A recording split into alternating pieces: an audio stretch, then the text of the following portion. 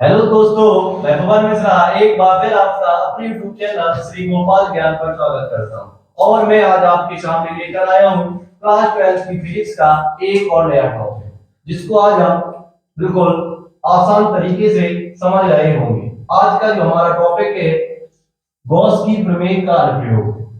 जो अनुप्रयोग है अनंत विस्तार की समतल आवेशित चादर के निकट वैद्युत क्षेत्र। क्या निकालना हमारा जो अनुप्रयोग है गॉस की प्रमेय का अनंत विस्तार की समतल आवेशित चादर के निकट वैद्युत क्षेत्र की तीव्रता। ये जो अनुप्रयोग है ये इस बार के बोर्ड एग्जाम के लिए बहुत ही महत्वपूर्ण टॉपिक है।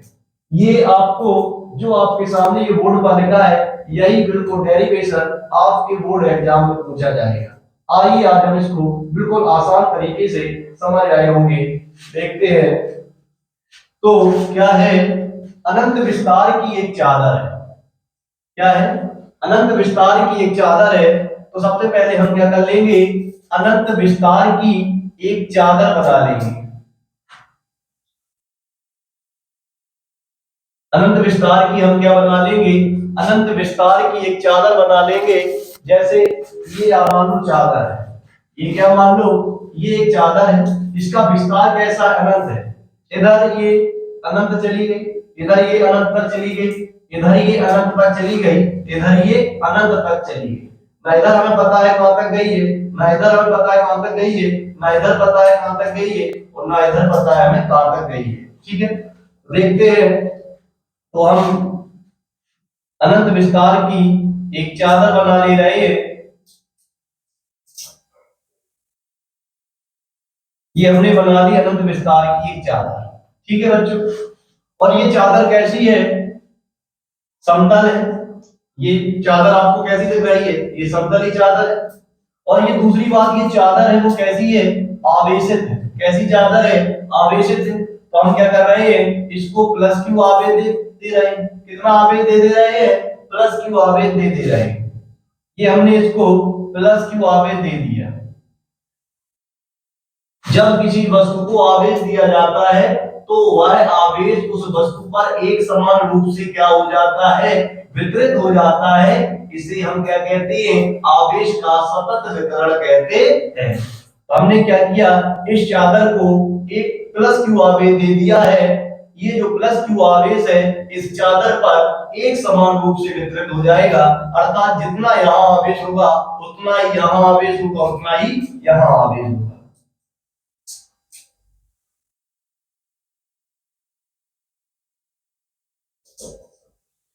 आगे देखते हैं।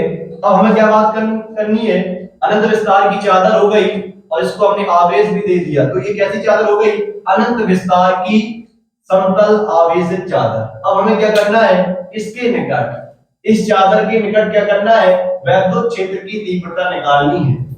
ये जो चादर है बच्चों इस प्रकार से रखी है। कैसे रखी है, इस प्रकार से रखी है चादर। अब बोर्ड में हम ऐसा तो बना नहीं सकते हैं, तो ये चादर हम आपको बता रहे हैं, ये चादर ऐसे रखी है। और हमें क्या करना है, इस चादर के निकट हमें क्या निकालनी है, वैद्युत क्षेत्र की तीव्रता ज्ञात करनी है। तो हम क्या करेंगे, इस चादर से r दूरी पर, कितनी दूरी पर, r दूरी पर एक बिंदु ले रहे हैं। इस चादर से r दूरी पर, कितनी दूरी पर बच्चों, r दूरी पर, यहां से इस प्रकार से रखी है। तो यहां से हम ले रहे हैं r दूरी पर एक बिंदु हमने ए ले लिया है। कौन सा बिंदु ए लिया है, ए ले लिया है। और इस पर हमें क्या ज्ञात करनी है, इस पर हमें वैद्युत क्षेत्र की तीव्रता ज्ञात करनी है। अब हम बात करें, हम क्या पढ़ रहे हैं, गॉस की प्रमेय का अनुप्रयोग पढ़ रहे हैं। अब मतलब इस जो ये जो अनुप्रयोग है अनंत विस्तार की समतल आवेशित चादर के निकट विद्युत क्षेत्र की तीव्रता, इसमें हम किसका प्रयोग करेंगे, इसमें हम गॉस की प्रमेय का प्रयोग करेंगे। किसका प्रयोग करेंगे, गॉस की प्रमेय का प्रयोग करेंगे। अब एक बात आपको हम पहले ही बता चुके हैं, ये जो गॉस की प्रमेय है वो बंद पृष्ठ के लिए है। किसके लिए है, बंद पृष्ठ के लिए है। इसमें जो आवेश को एक बंद पृष्ठ के अंदर होना चाहिए। जैसे ये चादर है, इस चादर को हमने आवेश दिया है, तो ये जो आवेश है इधर, इधर और इधर एक समान रूप से वितरित हो जाएगा। अब आप ये बताओ, ये जो आवेश है क्या ये बंद पृष्ठ के अंदर है? अभी ये आवेश बंद पृष्ठ के अंदर नहीं है। तो हम क्या करेंगे, जितनी दूरी पर यहाँ पे हमने एक बिंदु लिया है उतनी ही दूरी पर इस साइड हम एक बिंदु लेंगे, क्योंकि हम गॉस की प्रमेय तभी लगा पाएंगे जब आवेश एक बंद पृष्ठ के अंदर हो। अभी ये जो आवेश है वो बंद पृष्ठ के अंदर नहीं है, तो अभी हम गॉस की प्रमेय का प्रयोग नहीं करेंगे। तो जितनी दूरी पर हमने यहाँ पर एक बिंदु लिया है उतनी दूरी पर एक बिंदु हम इस साइड लेंगे। हमने यहाँ पे एक बिंदु ले लिया है V। कौन सा ले लिया है? V बिंदु ले लिया है। अब हम क्या करेंगे, इन दोनों बिंदुओं से एक प्रश्न गुजारेंगे जिसे क्या कहेंगे, गॉसियन पृष्ठ। क्या कहेंगे? गॉसियन पृष्ठ। ये जो गॉसियन पृष्ठ होता है इस उस बिंदु से गुजारते हैं जिस बिंदु पर वैद्युत क्षेत्र की तीव्रता ज्ञात करनी है। तो ये कहां से गुजरेगा? ए और बी से गुजरेगा। कहां से गुजरेगा? ए और बी से गुजरेगा।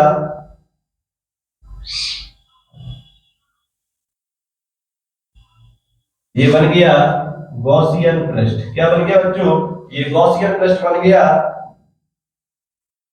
अब हम क्या करेंगे, ये जो गॉस की प्रमेय है वो एक बार में पूरे पृष्ठ के लिए उपयोग नहीं करते हैं, ये छोटे छोटे लघु अवयवों के लिए हम क्या करते हैं, प्रयोग करते हैं। अब हम क्या करेंगे, एक लघु अवयव ये जो गॉसियन पृष्ठ है, क्या है ये?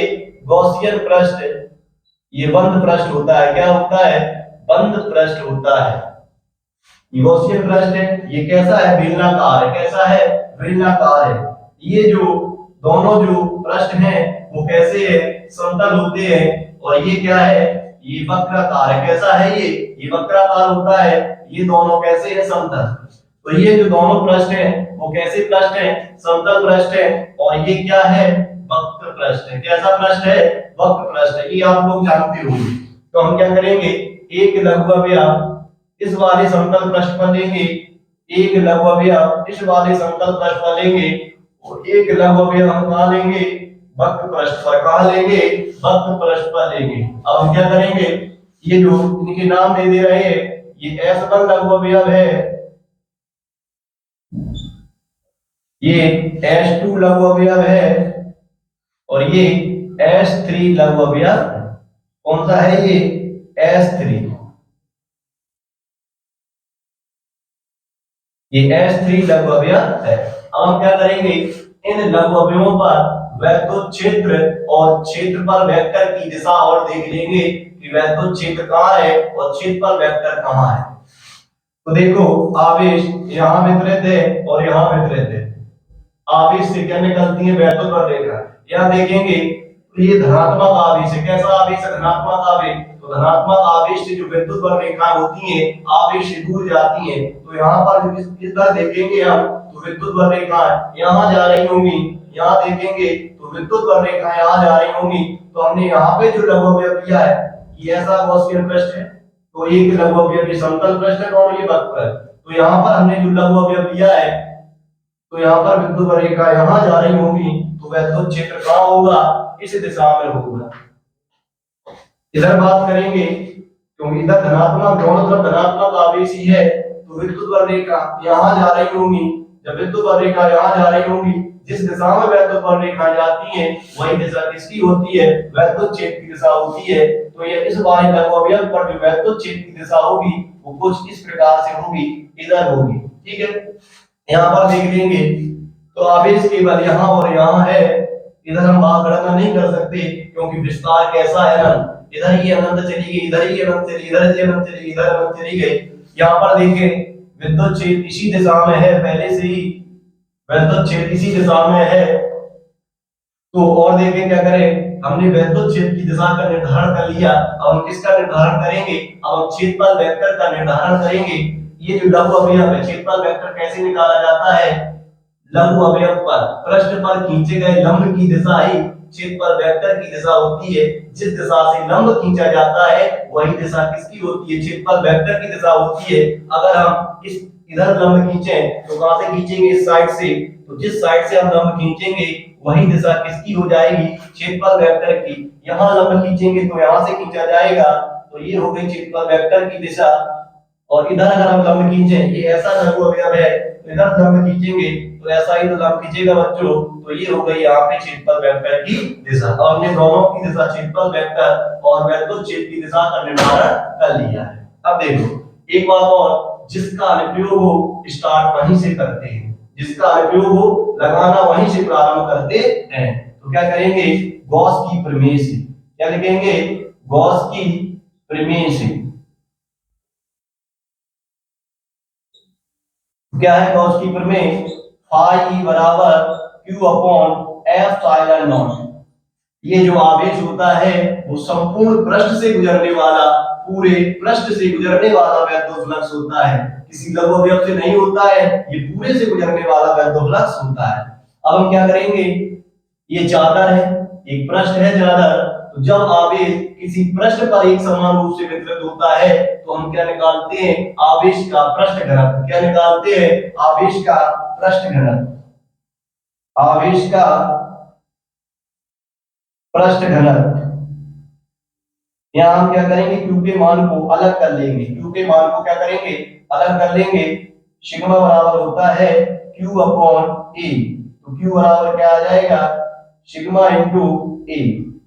इसकी वैल्यू यहाँ रख लेंगे, कहाँ रख लेंगे, यहाँ रख लेंगे हम, तो क्या आ जाएगा, पाई बराबर क्यू अपॉन, क्यू को तो अलग ही करना है, क्या जाएगा, sigma A upon F साइलन not. इसको हम समीकरण एक कर देंगे, क्या कर देंगे, समीकरण एक। अब देखो जो हमने लघु अवयव लिए उनसे हम क्या गुजारेंगे, वैद्युत फ्लक्स गुजारेंगे। क्या गुजारेंगे, याद रखना, चाहे हम गॉस की प्रमेय की उत्पत्ति कर रहे हो, चाहे हम गॉस की प्रमेय के अनुप्रयोग पढ़ रहे हो, जो भी हम लघु अवयव लेंगे उनसे क्या गुजारेंगे, वैद्युत फ्लक्स गुजारेंगे।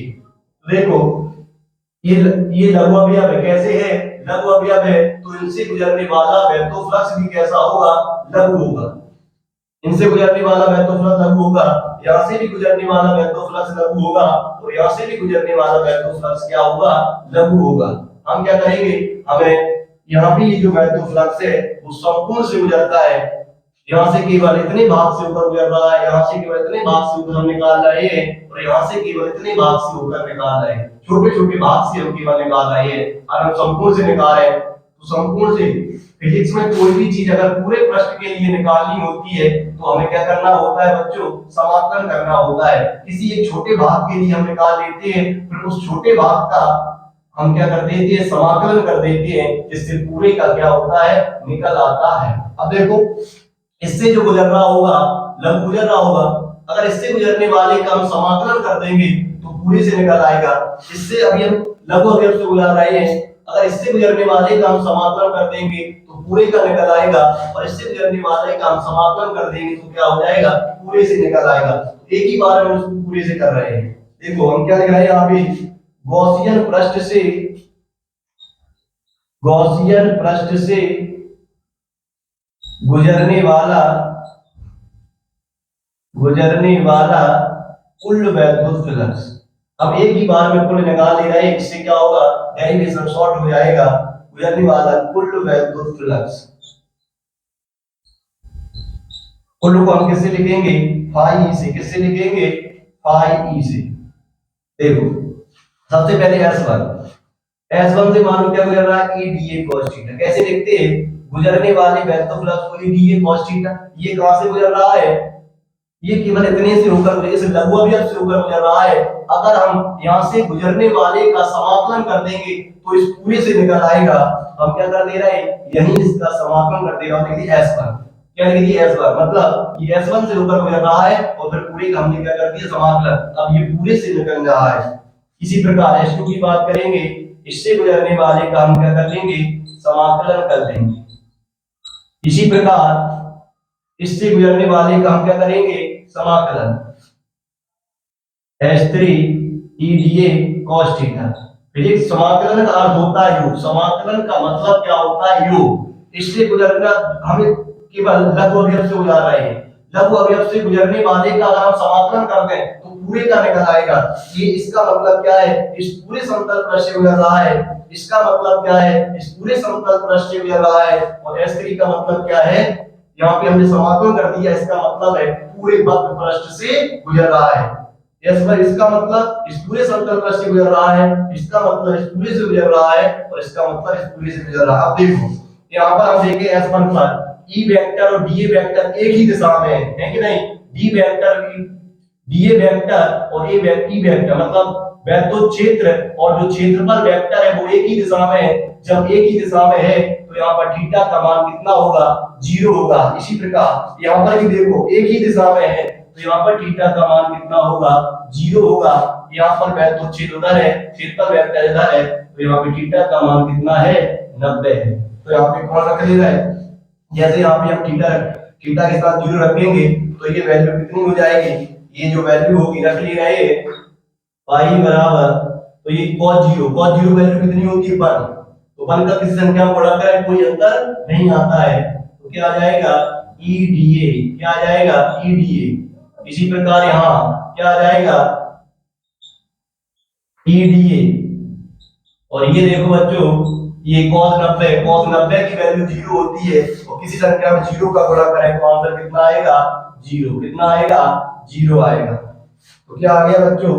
पाई बराबर, अब देखो एक बात और देखो, डी के लेफ्ट में जो होता है उसी का फंक्शन माना जाता है, उसी का फलन माना जाता है, अर्थात उसी के सापेक्ष समाकलन होता है। और डी के लेफ्ट में ए है तो ए के सापेक्ष समाकलन माना जाएगा, अर्थात केवल ए का समाकलन होगा। किसका समाकलन होगा? ए का। जो कांस्टेंट है वो कहां आ जाएगा? बाहर आ जाएगा। कहां आ जाएगा? बाहर। एडी। इस प्रकार डीए प्लस यहाँ पर भी ई बाहर आ जाएगा डी, और ये क्या है? ये तो 0 हो गया, इसका लिखने का कोई फायदा नहीं है। और देखो पाई बराबर ई का जब कुछ नहीं होता है तो क्या माना जाता है? 1 माना जाता है। क्या माना जाता है? 1। और 1 का वही हो जाता है, 1 का वही हो जाता है जिसके सापेक्ष किया जाता है, तो 1 का क्या हो जाएगा? ए। 1 का क्या हो जाएगा? ए। तो क्या आ गया? पाई बराबर 2EA। ये पूरे संपूर्ण पृष्ठ से होकर गुजर रहा है। इसको समीकरण हम 2 दे रहे हैं। अब लिखेंगे समीकरण 1 व 2 से, समीकरण 1 व 2 से अगर देखें हम, ये जो लेफ्ट हैंड साइड है वो कैसी है? बराबर है। समीकरण 1 और 2 की तुलना करें, लेफ्ट हैंड साइड बराबर है तो ये राइट हैंड साइड भी कैसी होंगी? बराबर होंगी, अर्थात 2EA बराबर sigma A upon epsilon naught. A से ए कट गया तो ये 2 गुणा में इधर किसमें आ जाएगा? भाग में। E बराबर सिग्मा अपॉन 2 एप्सिलॉन नॉट, ये आ गया। ये क्या है? अनंत विस्तार की समतल आवेशित चादर के निकट वैद्युत क्षेत्र की तीव्रता। बताओ बच्चों, यहाँ पर कोई आर आया है? जो हमने माना था आर दूरी पर वैद्युत क्षेत्र निकाला है, यहाँ पर आर आया है। इस फॉर्मूले में आर नहीं आया है। तो अनंत विस्तार की चादर के कारण वैद्युत क्षेत्र की तीव्रता दूरी पर निर्भर नहीं करती है। एक एग्जांपल देख रहे हैं, जैसी अनंत विस्तार की चादर है, इस चादर से 5 मीटर की दूरी पर वैद्युत क्षेत्र 10 न्यूटन प्रति कूलम है। 10 मीटर की दूरी पर वैद्युत क्षेत्र कितना होगा? तो 10 मीटर की दूरी पर वैद्युत क्षेत्र कितना होगा? 10 न्यूटन प्रति कूलम ही होगा। अगर ये आपको वीडियो अच्छा लगा हो तो इसे लाइक कीजिए, शेयर कीजिए और चैनल को सब्सक्राइब कीजिए। और इस वीडियो को हो सके आप 12th में जितने बच्चे हैं उनके पास भेजिएगा, क्योंकि ये वीडियो उनके लिए बहुत ही यूजफुल हो सकता है। धन्यवाद।